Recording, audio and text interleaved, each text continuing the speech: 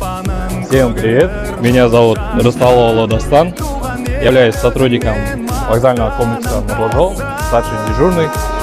Пришел в эту акцию озеленения офиса, хочу принести свою лепту.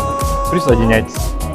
Таза ел болашақ жастары, орандап тек алға бастады жаса.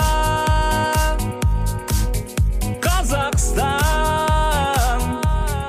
шайнаған бүргілін, сайраған бұлбұлын, ауасы керемет тамсанған ұл-қызын, төгіліп күн нұрын, жарқырап ғұмырын, таза ел биіктен көрінсін тұғырын.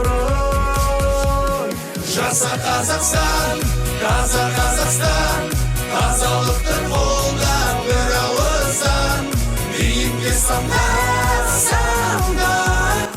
Бүгін КТЖ қызметкерлері Таза Қазақстан бағдарламасы аясында 1000 бөлме гүлін екті. Данную эстафету мы передаем филиал многофункционального центра обслуживания. КТЖ за зеленый офис!